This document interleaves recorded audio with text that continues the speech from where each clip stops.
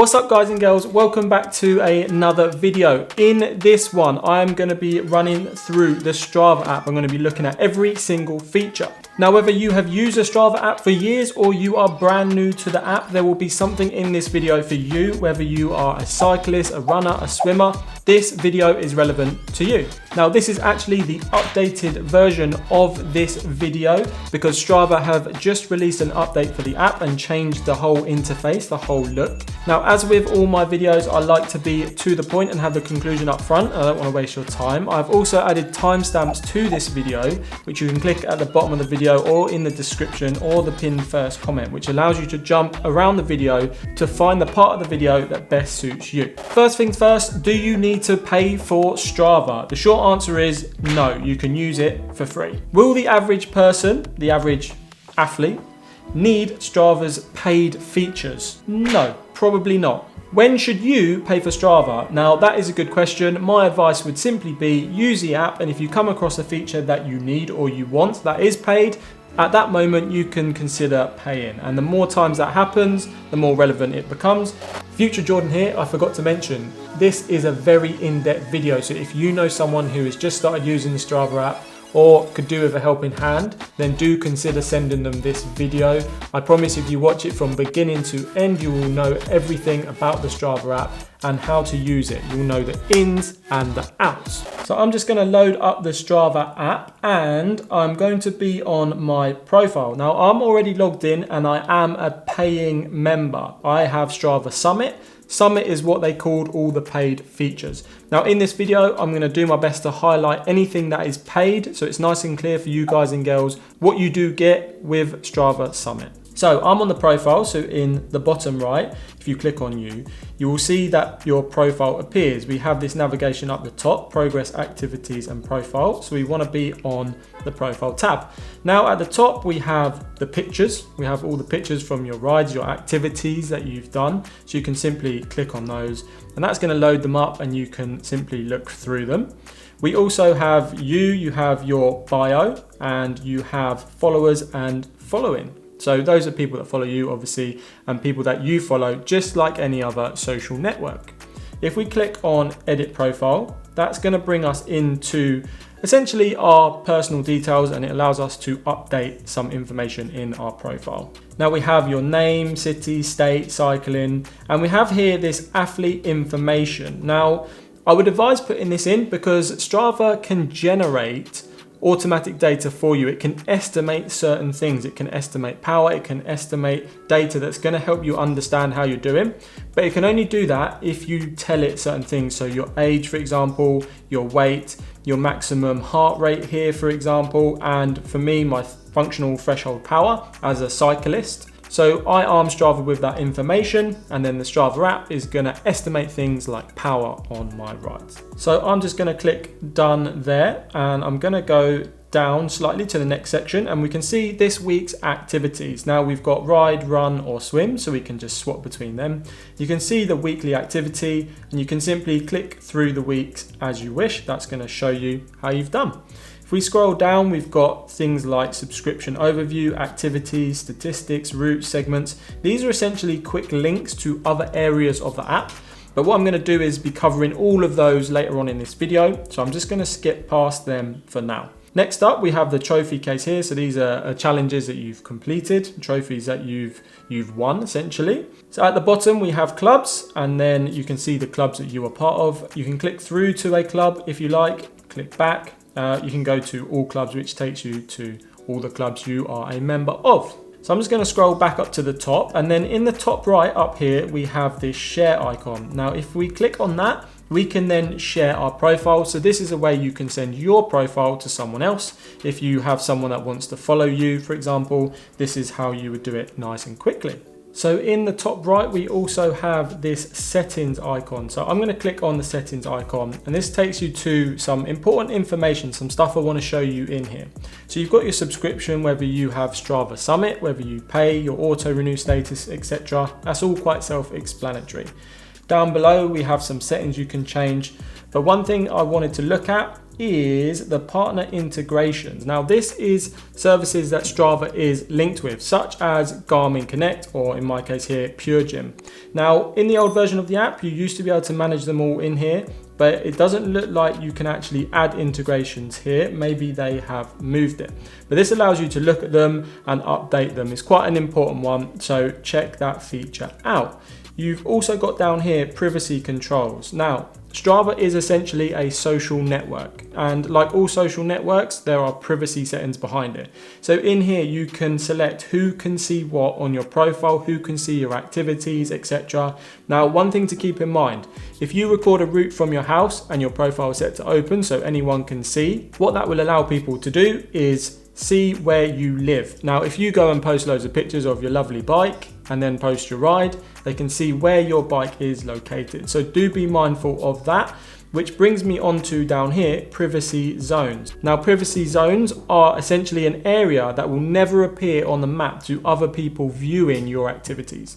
You can always see your full activity, but if you set a privacy zone of your home address for 5 kilometers, it will never show within 5 kilometers of your house. So always set up your privacy zones, people. Let's just go back. And let's go back again. And lastly, I want to look at data permissions. And in here we have health related data. Now, if you want to display your heart rate, for example, then you need to have this as allow, otherwise it will not work. So come in here and allow Strava to have access to your health related information. So let's just go back to the profile. So now what I'm going to do is look at activities. Now at the top, we can simply click on activities here, which is going to take us to the activities tab. Now this is a list of all of your activities, and you're going to have the newest activity at the top. You can also search for an activity here if you like. So I'm just going to go back and I'm going to come down to a ride, and I'm going to come down to this morning ride because it's going to have a lot of information. So you can click through into the activity, and this is where you're going to see extra information or additional information about your activity.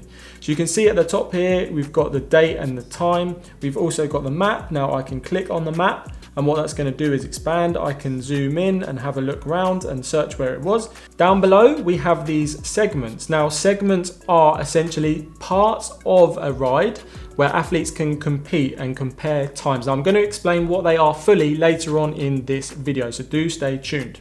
But these are the segments, and that's the segment list. Look around the map. If we want to, we can change that to satellite, change the terrain. So let's just pop back. Next up, we have some key information such as distance, elevation gain, move time, average power, average speed, and calories. So very easy in a snapshot to see how well you've done on that activity. We scroll down, we can see who we done that activity with. So in my case, it was with 2 of my friends here.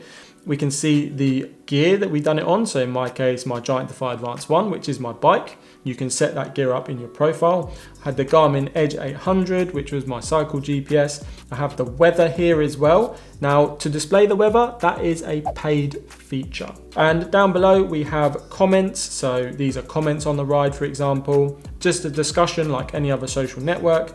We've got thumbs up or kudos. Now, kudos is what we essentially call a like in the Strava app. And we have share. So this is going to allow us to share our activity on social networks or with an individual. So that's kind of the social element of the ride. Next up, we have relative effort. Now, relative effort, again, is a paid feature. Now, what this is going to do is give you a relative effort of this ride compared to all your other rides. So as you keep uploading activities, Strava understands you and it understands how you performed on that activity. And it's going to say this one was higher than average at a 323. That is the score, for example, your relative effort score. Next up, we have results. So these are my results on certain segments. Now, if you do the same routes over and over again, it is quite handy to see segments and you can see how you are progressing over time. You can click onto a segment and get more info. I will go over that screen later on in this video. Now, I'm just going to scroll back up to the top, and here we have view analysis.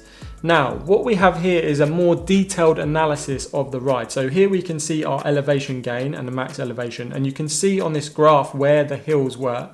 We also have speed. So again, we've got average speed, max speed, move time, elapsed time, etc. You can see the average speed line there and where you went above and below that. And if we go down, we have cadence. So cadence is how many times your pedals go round per minute, your revolutions per minute. So mine average was 76. We have heart rate. So again, average heart rate, 141 beats per minute. Max heart rate 174. So all looking good. We have heart rate zones here. Now this is a paid feature, and heart rate zones is based off your max heart rate. So you need to put your max heart rate into the app. You can simply click to see how much time you spent in each zone. We have estimated power as well. Now again, you need your health related information put into the app, and Strava is going to estimate how much power you put down throughout this ride, your average power essentially. Next up, we have progress on the left hand side. This is actually all paid. Everything in here is paid. And what I'm going to do, I'm going to save this for the end of the video, and I'm going to focus on features that are available to the masses first.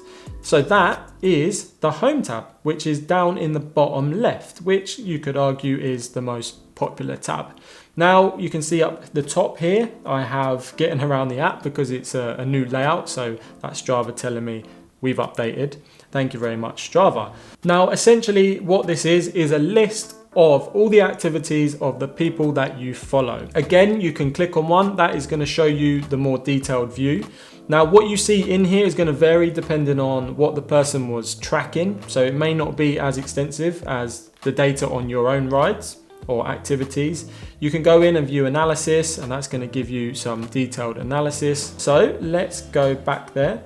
Now, what we also have in the top right hand corner is notification. So if I just touch that, this is going to show me notifications. So if someone likes your rides, if someone comments on your rides, etc., etc., just updates from the app, just like other social networks. We also have settings, which is just going to take us to our settings. We went through that earlier on in this video. And we have find friends here. So again, like other social apps, the Strava app can search for friends. You can connect with people from Facebook in your contacts, and also suggested, so friends of friends on the Strava app. So let's just pop back. And what I want to do is just go onto a ride quick and show you that you can quickly comment on rides. So you can as well to mention people. So people that you rode with, maybe you might want to them. And if you do that, it's going to basically show you their name. So I can one of my friends, for example. So that is like a social network. They will then get a notification. So that is a comment, and you can just simply like, which is to like the ride. So there you go. That is the home feed, basically. Quite simple, quite straightforward. So next up, I want to move over to the Maps tab. Now, in the update, what Strava have done is basically put anything in here that is recorded out on the road. So it's a nice consolidation. I think it's personally a better view, and I like the way that it's done. I think it is an improvement on the previous version of the app. So I'm going to click on segments because it's over on the left. And I'm going to explain what segments are, and I'm going to give you the Strava explanation. So they are portions of road or trail created by members where athletes can compare times. Each segment has a com and a quam, king and queen of the mountain, which is basically the fastest person on that specific segment. To unlock the full potential of segments, you need to be a paid member. Now, you can see segments by default and see your times, but if you want to compare times, you want to look at leaderboards, etc., then that is all a paid feature. So here we have the segment Explorer. Now, what is that? Essentially, we have a map, and I'm just going to go on map view, and I'm going to zoom in. Now, as you zoom in, the map's going to update, and it's going to show you segments around that area that you are. So I'm just going to go here, which is the velodrome, and it's an outside road track not too far from where I live. Now, if I scroll up, I can see there is the Olympic Park road race circuit, and I can click through to that segment. Now that segment is going to give you the name of the segment, it's going to give you the distance, elevation, grade, it's going to show you your efforts. So I've done 379 efforts there, 379 laps. I can see my quickest time, 2 minutes 11, which I'm trying to beat.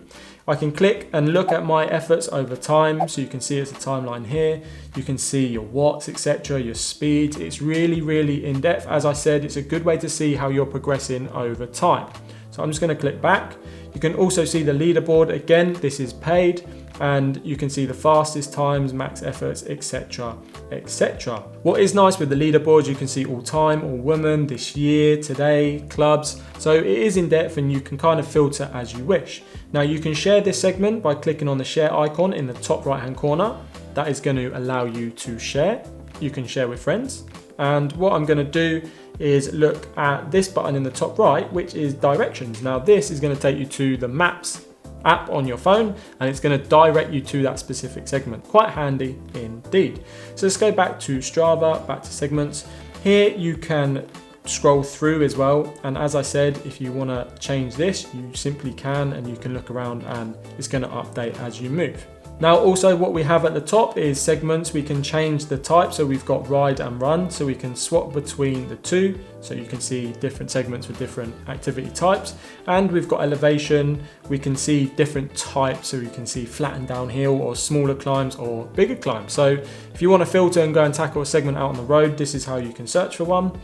We now have routes, so if we swap to the route tab, what this is going to do is generate routes for you. Now, Strava recently introduced this and it is a good feature, the auto route generator. Now, how this is done is Strava has a heat map. Heat map is essentially all the data collated of everyone that rides, for example. From that data, it knows which roads are ridden the most, for example, if we take a ride.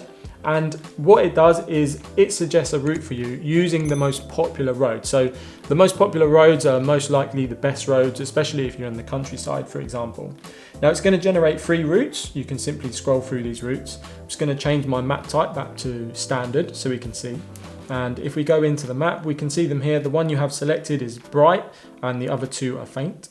Now up here in the top navigation, we have some options.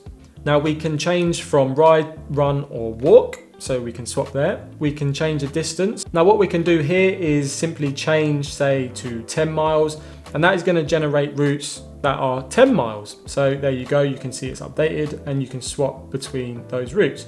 You can say elevation as well, say you want mostly flat maybe, again that's going to update the routes. And you can say dirt, paved or any. Now this is important because if you're on a road bike, you're only going to want paved. So make sure you change that to paved. There you go, we have 3 routes. Let's say I want to see more details of that route. I can click see more details. And then again, can click on the map. But what I'm going to do is look here. We've got edit route. Now you can edit the routes, but personally I wouldn't edit the routes on the app. It's a little bit fiddly. Plus Strava's already used its heat map data to work out the best route. The chances are that you could just drag one of these and go into some bad road. So I'm just going to cancel that. Click OK to cancel the changes. And we can see the elevation, we can see the surface is 99% paved, 1% dirt. Interesting. We have all the segments, for example, so you can see some popular ones here. And again, you can click through to segments. That takes us to the segment information. I'm just going to go back and go up to the top, and we have up here the save button. I'm going to click save. And once you want to save a route, you can then name it whatever you want. You can change the name if you like. You can say who can see that, everyone or just yourself essentially, and sync to your supported devices. So I'm going to go ahead and click save, and that has saved that route for us. So let's go back and just close that one there, and we're back to the routes section of the app. You also have the draw your own route, so you can simply just come in and draw roughly where you want to go, and Strava's going to put a route for you. I guess that's good if you wanted to go around London, for example. You could just drag it around all the main sites, and there you go, you have a route. Let's go back to routes. So there you go, that is how you can automatically generate routes in the Strava app. Now I'm going to click on saved. Now the save tab basically has anything that you save. So in our case, routes, starred segments, comms, local legends. So save routes, for example, are routes you've saved previously. So at the top here, we have the route that we literally just saved. You can click on see details, which is going to take you to the details page that we just looked at. So I'm going to go back. You can use the route. That's going to essentially allow you to navigate that route. So I can click start there, but I'm going to close out of that. We're going to look at how to record rides, etc. later on in the video. So we have all our saved routes. I'm just going to close that, and we are back to all the save. Now here we have starred segments. Now what we have here is segments that we have liked. So for example, if we went to the segment explorer and we come over to Stratford, and I just click on this segment here. I go to this segment, which is the track we previously looked at. You can see it starred here. So you can simply star that or unstar that. And then if we come into saved, we can see save segments, and there we go, there's a segment. It's basically a way for you to navigate quickly to the segments that you like the most. Down here we have comms and CRs and local legends, so again these are saved. You can also navigate up the top here. That navigation is the same as this navigation. So there we are, that is saved. We've got segments, routes, saved items, everything out in the real world. That is how you find it in the new layout of the Strava app. Next up we have record. Now this is where you can record an activity. So we have various options, and I'm going to go up to settings in the top right. And the first one is auto pause, pretty straightforward. So you can auto pause that if you like. So when you stop, your ride will pause.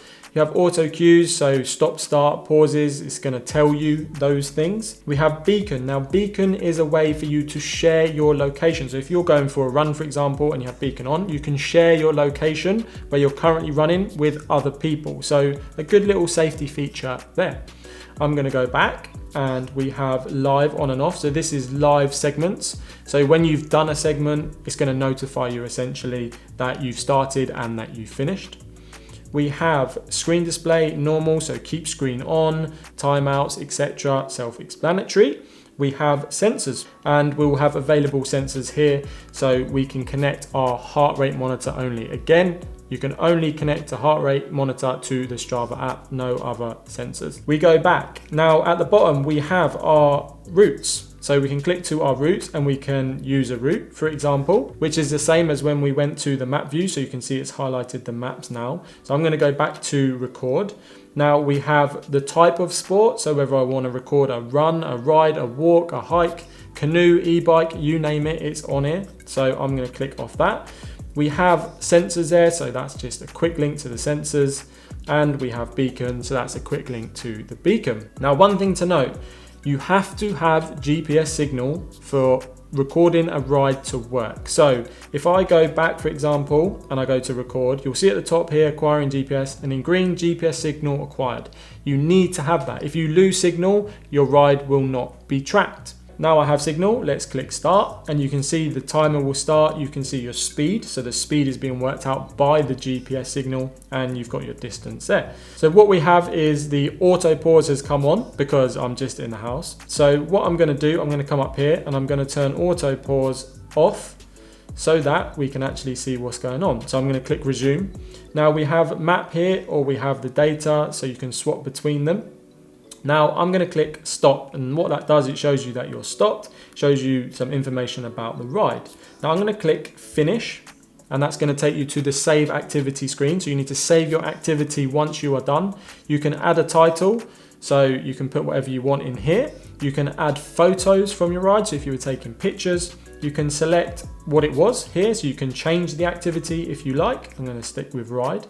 How did that feel? You can tell Strava that that was hard or that was easy.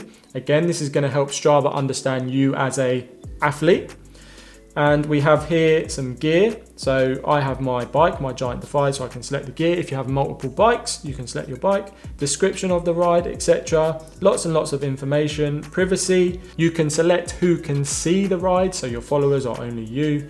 And we have down here bin, so we can delete that if we want, but I'm just going to click save for now. And what you can see, that has taken us to the U tab in the bottom right, and it's taken us to the activities. We can see our activity here at the top, so I can click into that activity. There we go. Now 3 dots in the top right is going to give us some options, and I'm just going to delete that. Now you can edit, you can crop it, you can do other things here, which is a nice feature. You can crop a ride if you want to crop out a segment. Maybe you were racing but you rode to the race, you can crop the ride to the race out. So I'm just going to delete because I don't need that. Delete, and there we go. That is done. So let's go back into record. And you can see that it is super easy. It's actually quite intuitive, the Strava app. I will give them their credit. It is quite easy to use and quite easy to navigate. And I think the updates and the new layout of the Strava app is much better. It groups things well, so it allows a user to find stuff nice and easy. So what I'm going to do is just close out of that and go on to the next tab at the bottom, which is groups. So I'm going to click on groups. Now again, we have tabs at the top. So we have active, challenges and clubs. So I'm going to click on active over here. And essentially what we have here is just like a quick look. Like we have clubs here, which is essentially clubs in the top right. So it's kind of navigating us to clubs and challenges. So clubs, we can click on all clubs, upcoming challenges. So let's come up to challenges at the top. Now, first things first, we have different activity types at the top. We've got run, we have ride, swim. You can highlight multiple or you can just have one. So I'm going to leave mine as ride.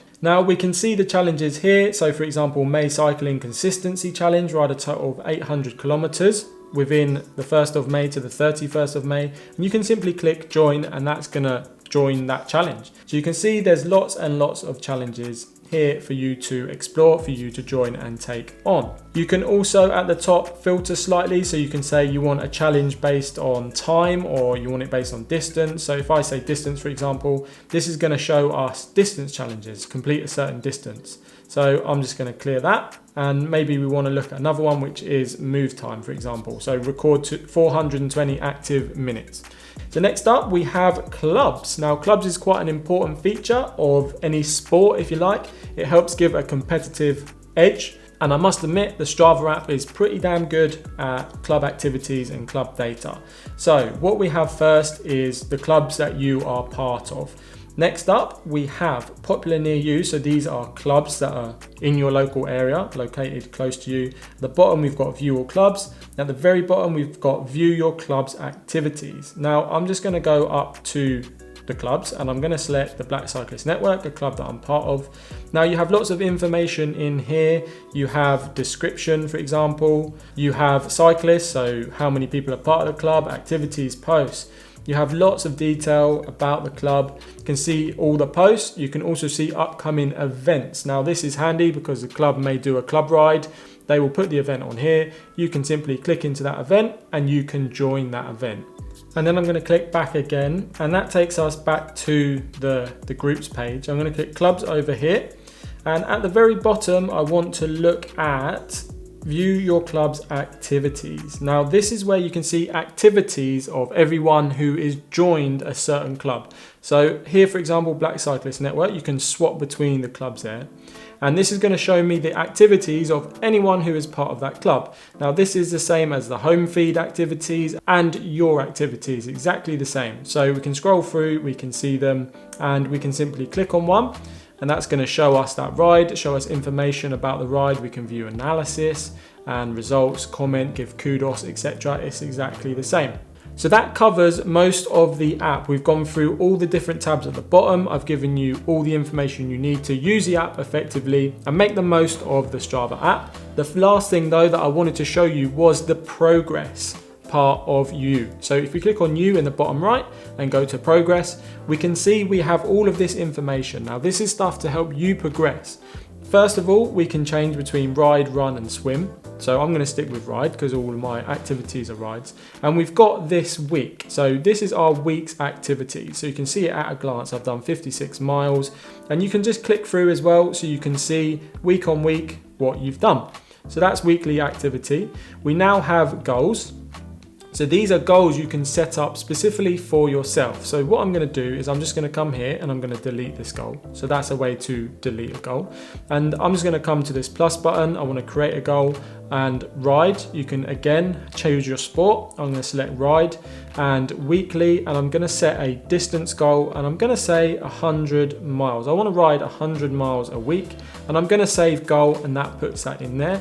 It knows what week you're on, so it will say this week you've done X amount. And if you click on this down arrow here on the right, you can see your previous week, so the last 12 weeks. And again, you can click through and see, but this grey dot down the middle is 100 miles. The green dots above that essentially are weeks you've gone over 100 miles, the weeks below, obviously, you haven't. So it's a good way to set goals and actually a good way to see how much you've been riding. If we go down now, we've got monthly activities. So this shows me this month's stats, which is May. And you can see this trajectory line. So the grey line is the standard, if you like, or the normal. And this orange line is the track that I'm on so far this month. So I'm above average this month. You can see there as well, it breaks it down, so I've only got rides, so this graph is the same as this graph. So if I go back, next up we have monthly recap, which is a new feature in the new layout, the new Strava app. And we can see here, it gives us April's total. So this is a previous month. So I'm assuming that this is the month that's just finished. So we've got a calendar, we can see days that we've ridden, and we have activities. So here we've got longest activity, we've got achievements this month, we've got a standout segment this month last year, so comparing to last year, kudos Jordan, and we can share our stats or set a goal. So if we want to share that, you can scroll through here and share different pictures to different social networks or just to individuals. So that's a nice little feature that's been added, monthly recap. Next up, we have training log. Now this is quite in depth. What this essentially is a way for you to find your ride. So if I scroll down here, you can see this is week to week. So we're scrolling through the weeks. This is Feb now. Now we got Jan. So what we can see is a ride, and you can click through to a ride as well. So this is a good way to navigate. Now, some settings, we've got filters up here in the top right. So again, we can change the sport. So I've got ride, so I'm just going to leave that as ride. And next up, we have the data. So this is the data that appears in the circle. Now, I'm going to set this to distance, for example, and you can see there that now it is showing the distance of each one of these activities.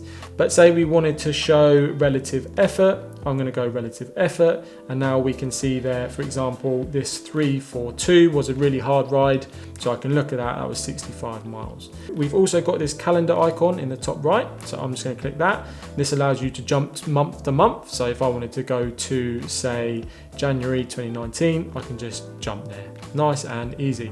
We also have search. Now this allows you just to search for an activity. So let's go back and back again.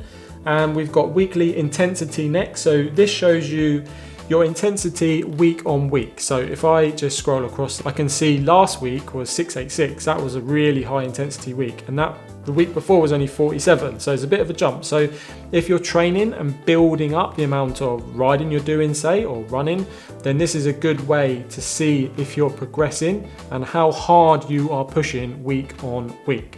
Now we can also scroll down, we can click here through the weeks as well, we can swipe as well, and it gives you the information for that week. So let's go to the current week.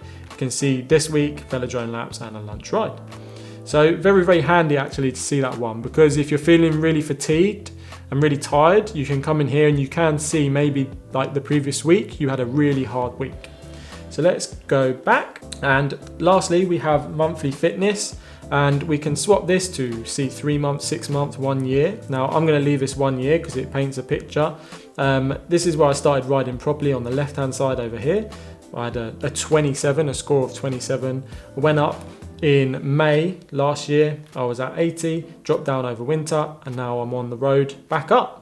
So again, a good way to see stuff over time, see your data over time and see how you're progressing. Again, all of these are paid features in the Strava app. So there you go, that covers the actual app itself. But I thought I'd give some final thoughts as I've used Strava for a long time now. And to be honest, I really, really like the Strava app. I do like the new layout of the Strava app, but there's some things that I like. One, it makes sport social, which is good to connect with other people. And that also gives you a competitiveness. You can see how fast people are going. You can compare yourself to them. Not to say you should be wanting to win all the time, but it gives you a bit of an edge to know what your friends are doing. It's also good to look at the data. It helps you spot trends. The data doesn't lie.